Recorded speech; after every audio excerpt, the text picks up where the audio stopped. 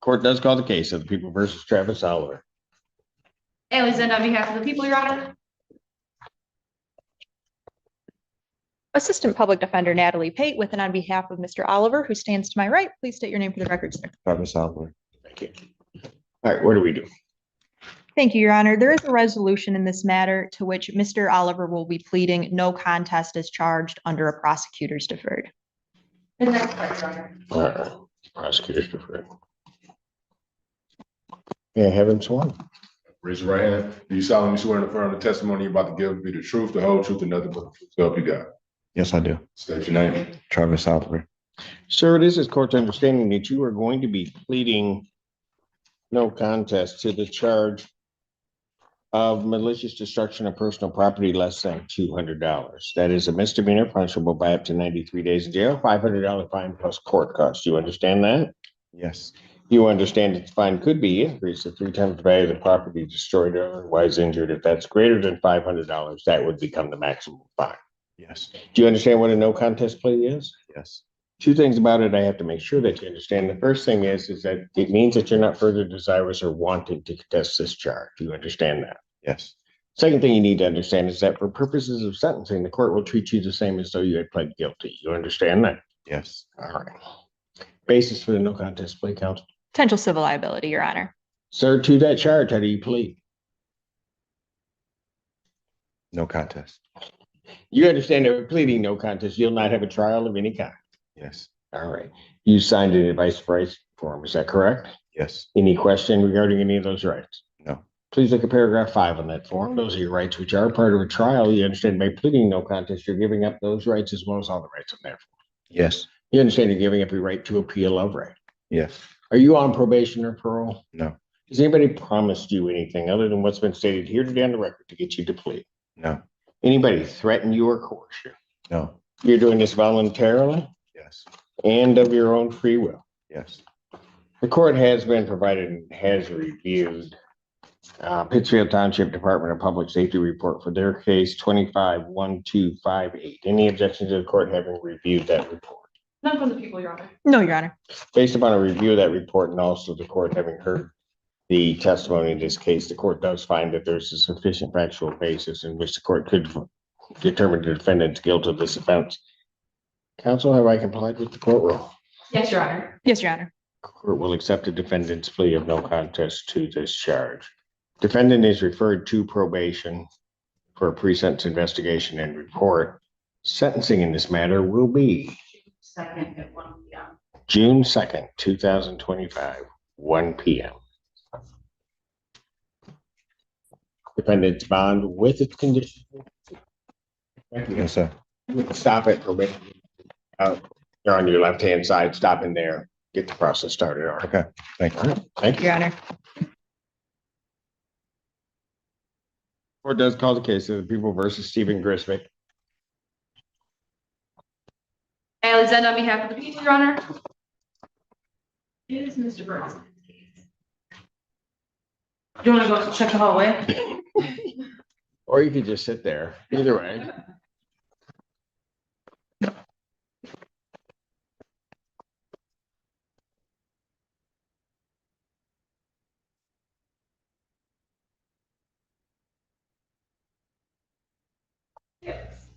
I just saw him. He was just back there. Maybe he went so bad.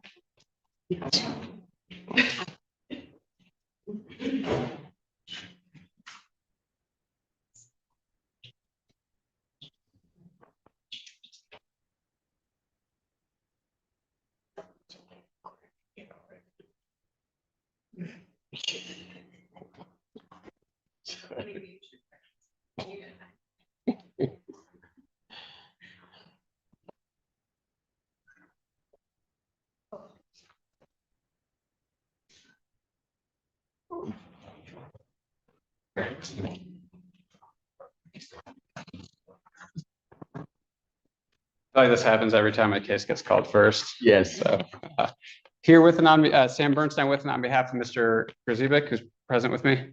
Your name, sir. Stephen Grisbeck. All right. Go ahead.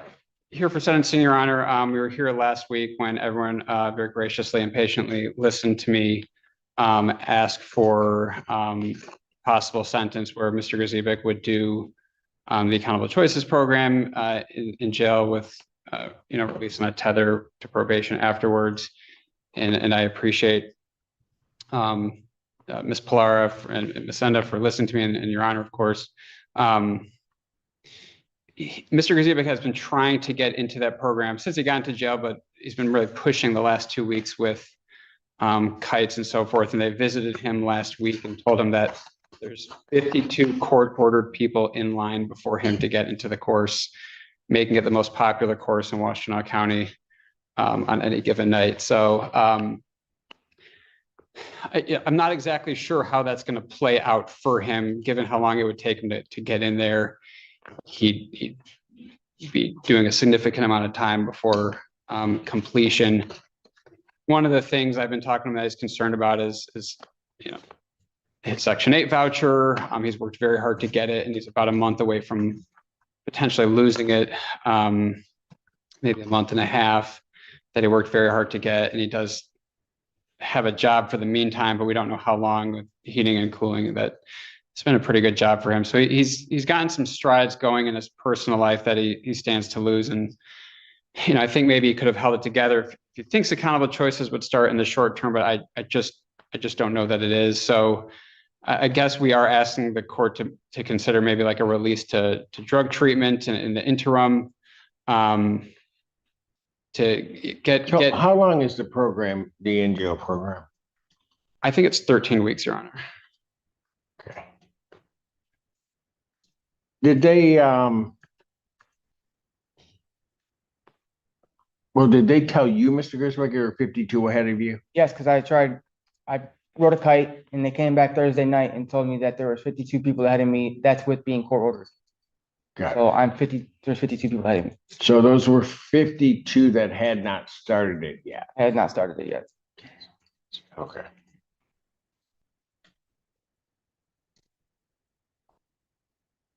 Well, I guess what I'd probably do is order this. I will, if we can find an alternative program with him out that would work for him, then I might consider release. Your Honor, I can tell you that the program, the in-jail program is offered out. And in my recommendation, I was asking the court to have him complete the first phase in and then continue the full programming out. So that is how. That's how it's structured. But I guess my question is it gonna take him, does he have to wait through 52 people to do that? And On the then, outside, no. pardon? On the outside, no. Right, It's a but 52-week program on the outside. gotcha. But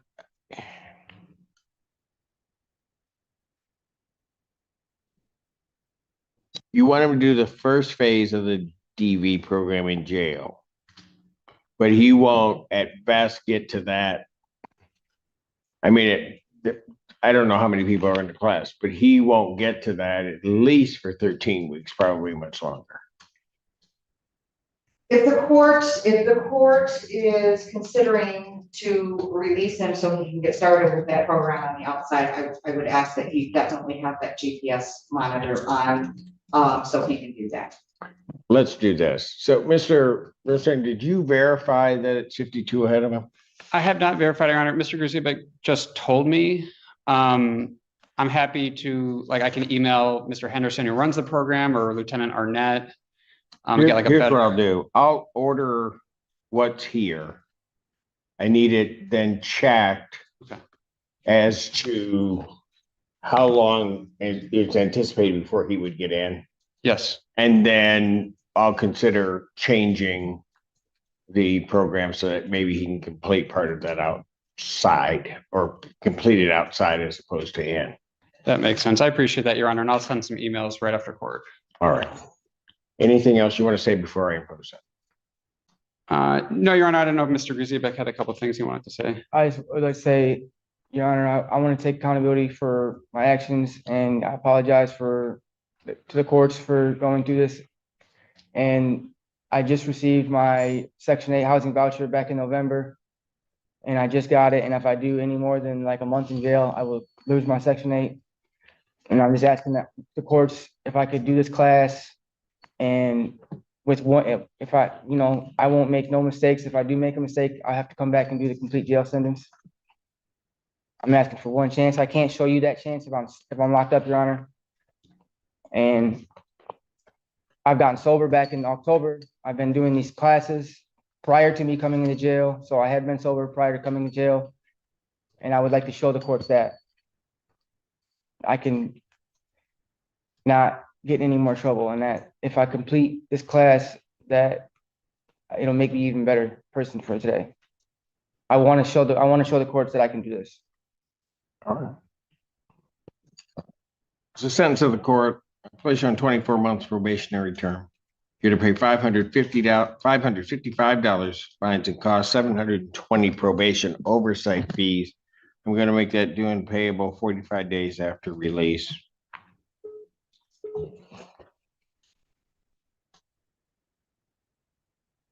Those emails out. There should be no use of alcohol, recreational marijuana, or any illegal substance. You'll be subject to random testing as requested by probation. You are to complete the in-jail DV program, phase 1, and then remainder of the program, phase 2, after release. That's what I'll order at this time. And again, I would potentially change that if necessary, once we can take a closer look at when he can get in. Continue outpatient substance abuse treatment. Follow all treatment recommendations with status reports to probation. No contact with Samantha Smith, directly or indirectly. You're not to go to the residence or employment of Samantha Smith. You're not to assault, terrorize, frighten, intimidate, threaten, harass, molest, or stalk anyone. You are not to possess weapons, firearms, ammunition, or anything fashioned to be a weapon. You're to report to probation as requested by probation, including any home visits. Begin and maintain employment with verification to probation. You are to comply with any circuit court orders. I'll set a review hearing that's to be held July 7th, 2025, 1 p.m. I will order 365 days in jail, credit 40 days served. Defendant to remain in custody until completion of the in-jail Dawn Farm program, or not Dawn Farm, DV program. And then the balance will be suspended with placement on a GPS tether prior to release. All right. Thank you, Your Honor. All right, thank you.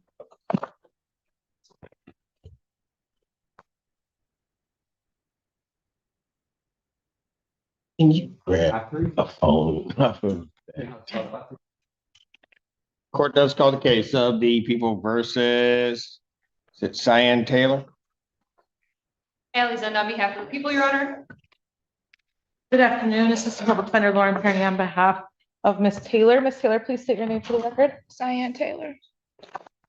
Your Honor, we are here for a pretrial. I'd first ask to address bond, please. You can go ahead. Miss Taylor is being held on a $25,000, 10% bond. She failed to appear at a final settlement conference. I am asking that the court consider reducing her bond to a personal bond. Since then, her life circumstances have changed. She's now in a more stable position, I should say. She, at that time, was essentially homeless. She's kind of bouncing around. Now she's staying with her parents, or her family. Her mother is here in the courtroom. She also, at that time, wasn't working. She now has a job at Home Watch as a nurse's aide. She spoke to her mom, who spoke to that, and she will be able to return to that job if released. At final settlement conference, the people were unable to proceed. However, because she was there or not there, the warrant was issued. I don't know if circumstances have changed with the complaining witness at this point, but our intention is to set up for final settlement conference again, depending on the bond, I suppose. But I am asking the court consider changing the bond. She's been in custody now for over a week. How many days? A week and 3 days. 11 days now. that she's been in? Yes. All right. Well, how did she come into custody? I was at the gas station and they said they recognized me, that I had a warrant.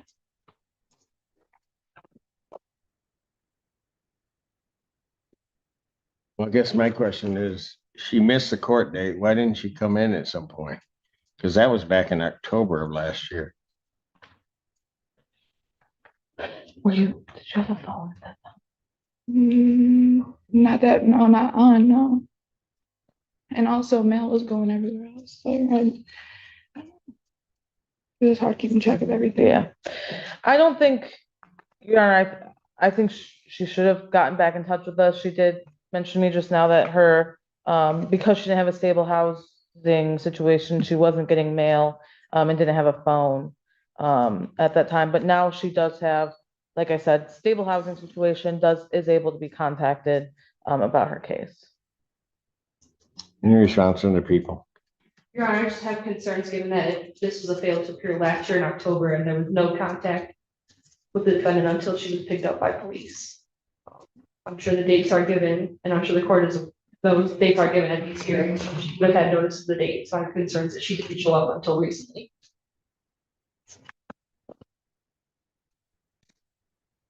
Well, how do I know you'll come back if I let you out? I will. I don't want to Well, be you told me that last time. correct. I don't want to be here. I want to do better, and I'm not going to waste the court's time anymore. I just want to get back to my job. And I don't know. This was the biggest wake up call I needed, I swear.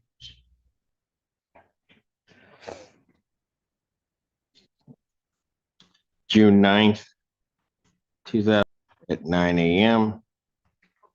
Set jury selection for June 9th or June 6th is my jury final settlement cover, correct? Correct. So the first date is June 6, 2025, 9 a.m. Jury selection, June 9th, 2025, 8:30. Both of those proceedings are in-person proceedings. I'll release the defendant on a personal recognizance $25,000 bond. She needs to have a GPS tether for location tracking prior to release.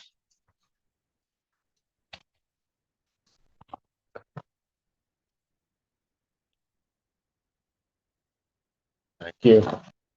Court calls case People versus Artist Valentine Lewis. Alice, on behalf of the people. Good afternoon, Assistant Public Defender Lauren Perny on Ma'am, behalf. did you understand that, what I did? Yeah, she's gonna be on a tether at my house, right? Right, but she may not get out right away. They've got to get her over, put a tether on her before she'll then be released. And can I say one thing real quick? Sure. I'm not making any excuses for her whatsoever, you know, and she's done like a lot of mess in the last, but, last Monday when she came to court, she had a full schedule starting for Tuesday. So I called her job and I let them know the circumstances.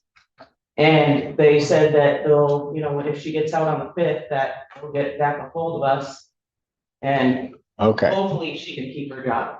all right. So hopefully they can get her out, get her over tethered, and she can be out. Do you know what time that would? I'm not in charge of that. I don't know. I'll find out. Okay, Thank you, Your Honor. thank you.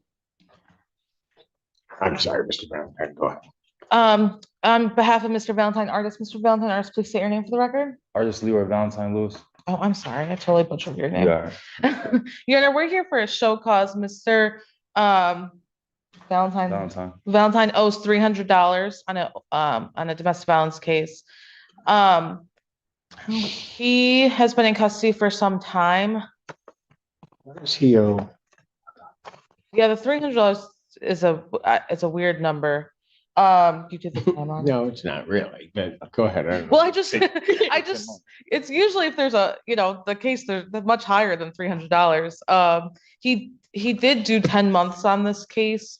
Well, hold on. When I issued the warrant, I issued the warrant for $75 cash. And then his bond now is 1,010%. Yes, I saw that in JS. Warrants fee and show costs. Yeah, that's right. The One real twenty-five. issue, so he's got the statutory $125 fee. He's got warrant fees, which total $100, so that brings it to $225. But, and then $75 restitution. I see. When I bench warranted him back in September of 2020, I only set his bond at $75 cash because I wanted the restitution pay. Yeah. Well, he was being held on other stuff. That has all been resolved. This is now the only thing that's holding him in Washington County Jail. So I would ask this court to order him to pay the $75 when he's Already released. did that. That didn't seem to work. When he's really, well, I will say at the time he did do 10 months, right? And he's been in here, how much time have you been in now? 2 weeks. Okay. So, I don't know if you're gonna work when you get out, but order him to pay that and really, and give him a personal bond. That's my request. I'm sorry, I'm just. Does he have anybody that can pay the 75? Because realistically, that's what I want, Yeah, because that's restitution.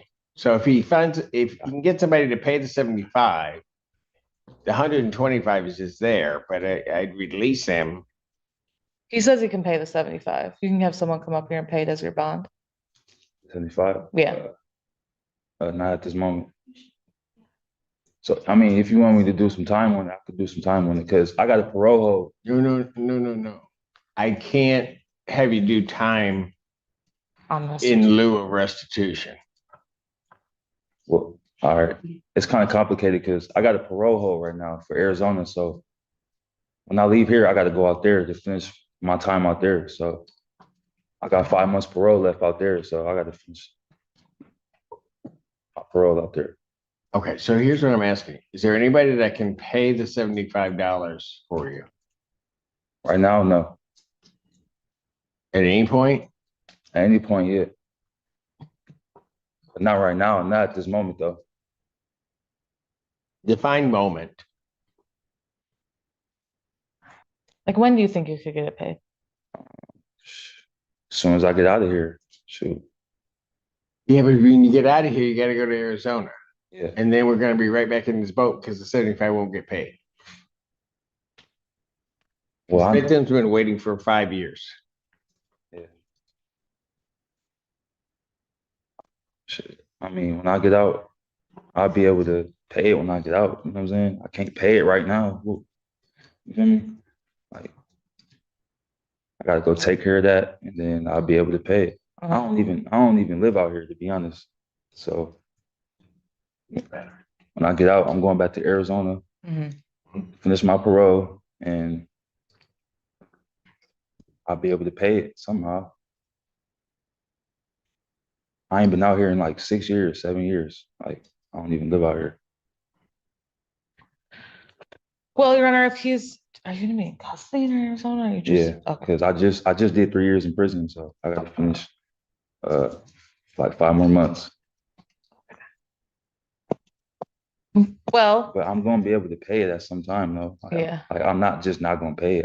I was incarcerated. I've been incarcerated in prison for 3 years, so I haven't been able to catch up on things. You know what I'm saying? yeah. Yeah, like I just got out last August, so Well, given all that, Your Honor, Anybody he can call to get $75? That's all I'm looking for in this case. yeah, I mean, the 300, the other part of that, I mean, I'll waive the $100, the other part of that. Because I get where he says that he's been in, but the statutory fee would just sit there. I just need the restitution paid. any family members, anything? yeah, I can get it paid. All right, here's what I'm gonna do. You have him make some calls, do something, see if we can get the 75 paid. I'll adjourn it out 1 week to May 12th, 2025, 1 p.m. Let's call the case, people versus Jeremiah Driscoll. Alexander on behalf of the people. Assistant Public Defender Natalie Pate with and on behalf of Mr. Driscoll, who should be present via Zoom. Sir, can you please unmute and state your name for the court? Jeremiah D. Driscoll. And Teresa Claire on behalf of probation. Your Honor, Mr. Driscoll is before the court for a review hearing. The victim is present and would like to address the court. She would like to ask that the no contact order and the no go to order be lifted. I know that she did request this from the court prior. However, the court would not consider it until Mr. Driscoll got engaged in DV programming. He is attending and compliant with that program and compliant with his payments and reporting to probation. The victim, Kanisha Pruitt, is present. Would the court like to hear from her? Yes, absolutely.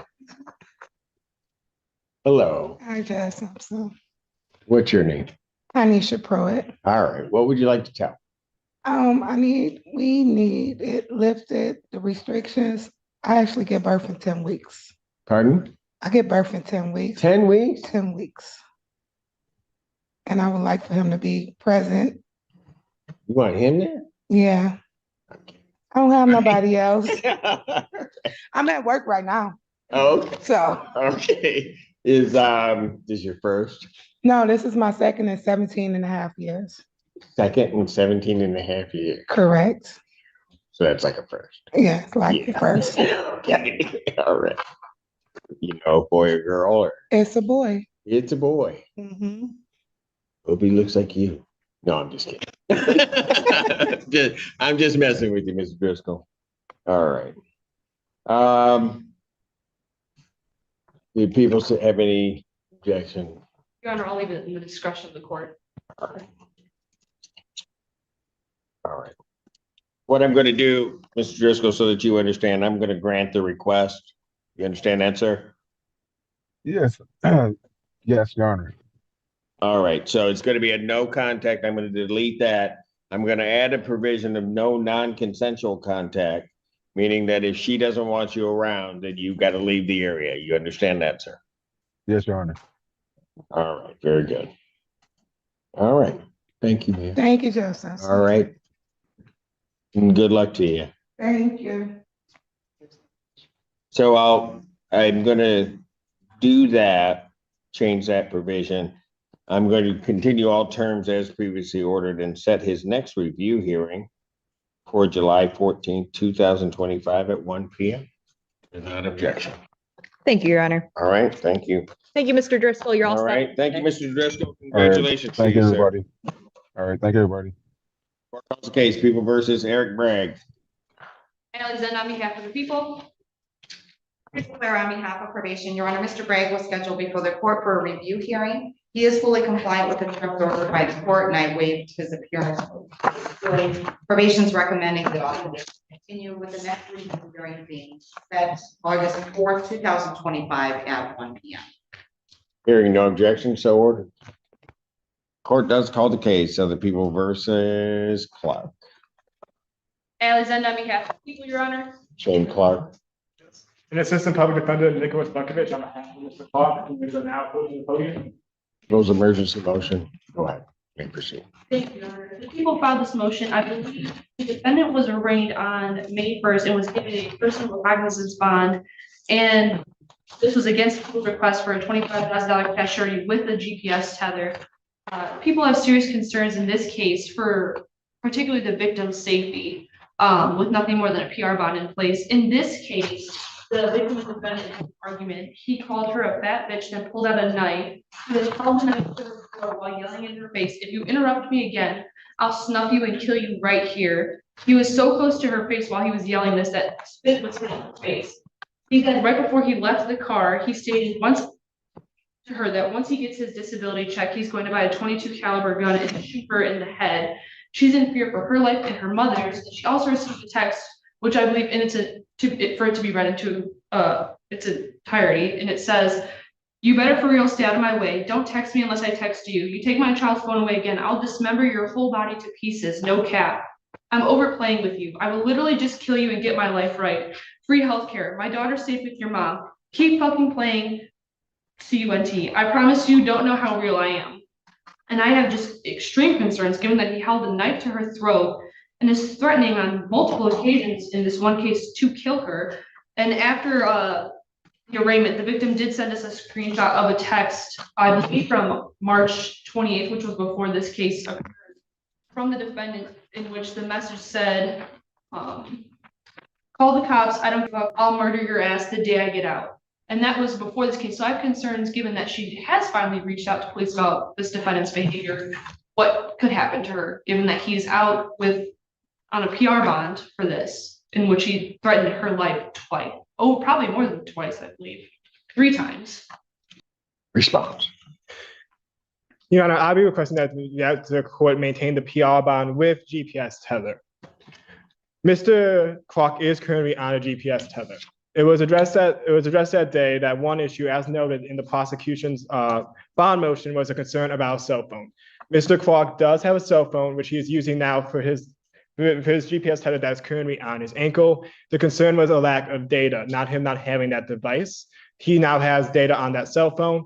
He received that. He had until Monday today, the 5th, to obtain that tether device. However, he did so within 24 hours. He was released from jail on May 1st, 2025 at 3:57 p.m. I received a call from Mr. Washington, one of the tether agents from Community Corrections at 1:22. So within that small time frame, he was able to obtain data for his cell phone and go to Community Corrections to get a tether. Mr. Clark has also been in contact with social workers, one of whom drove him here today, who are assisting him greatly in obtaining housing, which he is now on a list for those who are chronically unhoused, and hopefully should be able to obtain housing soon, and to be put on a second list as housing vouchers are now being opened again. They've also been assisting him with other matters, such as his health. He is currently suffering from liver failure and has an appointment scheduled for May 9th and one for June 14th, which at that time, his social worker will be also assisting him in getting a hotel. As noted in the emergency bond order by the prosecution, Mr. Clark has successfully been dismissed from probation in the past, showing that he can follow court orders. He does have the money to pay for the tether. He does have transport for the court. And the complaining witness, while acknowledging that this is a serious case, does reside over 30 minutes away by driving. Mr. Clark does currently rely on his social worker for transportation. Again, those, as mentioned, anything mentioned by the prosecution, it's still allegations at this point. We are not here to litigate any of the allegations here today. We are here to address bond. I do not believe there is any change in circumstances that have occurred since his arraignment that I handled last week that would warrant any changing of his bond. He is currently on a GPS tether. The court can know where he is at all times. And I believe that this bond is sufficient to protect community safety. Is the GPS just location tracking? It's location tracking and includes an exclusion zone for the complaining witness's address. So he would not be able to get within a quarter mile of that address. Where is the defendant residing at this point? He is currently residing at a camp as he awaits housing. At a camp? Yes, he has a campsite that he resides at. Where's the campsite?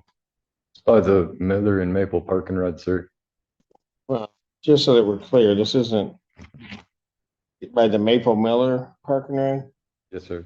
So this isn't a commercial campsite. This is just a place that you have. I'm holding out until I can get help, sir. Yes, which he is part of the Pathway Housing Program. I do have a letter from that social worker here if you'd like that, Your Honor. And Ms. Montaigne, the coordinator for that program, is in the courtroom at this time. Pardon? Ms. Montaigne, the coordinator for that program, is also in the courtroom. She is the one who helped Mr. Clark arrive at the court today. The only address I have is a South Line address. Is that a correct I statement? believe so, Your Honor. How do the defendant and the alleged victim in this case, how do they know each other? Sir, I believe they have been in an on and off relationship since January of 2018, and they have one child together, and that his previous DV from 2021 was with this same victim. The child who resides with mom, is that? With her mother, Her mother. the victim's mother. It's, the magistrate did order no contact with the victim's mother as well on the day of the arraignment. I see that, but so does the victim reside with the mother also? I believe so, because it says the child attends school in South Line as well, so I believe so. How old's the child? Born in 2019. The defendant's not working. The defendant is working on getting a disability at this time due to some of his medical concerns. Then how is he paying for the tether? He does have some, he has shared with me, he does have some money for the tether.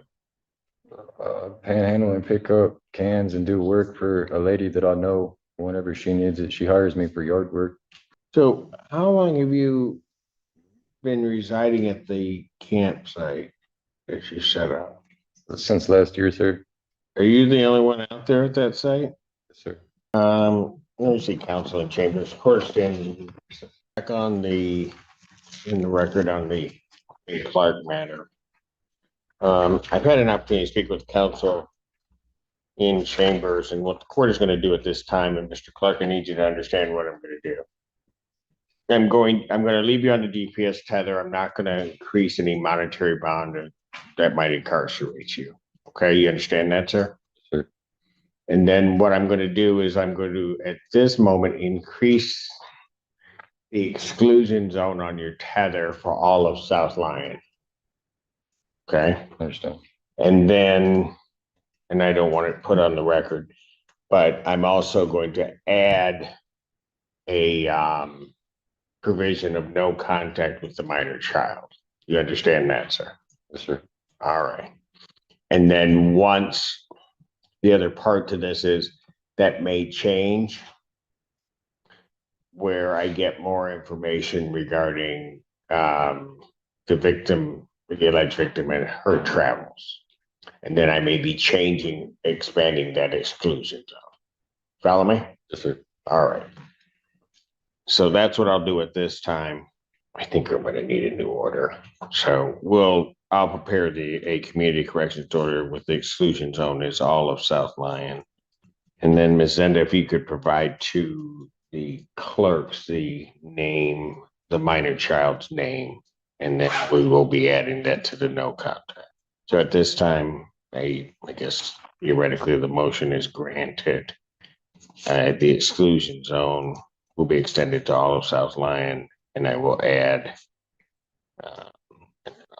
child's name there. Anything further?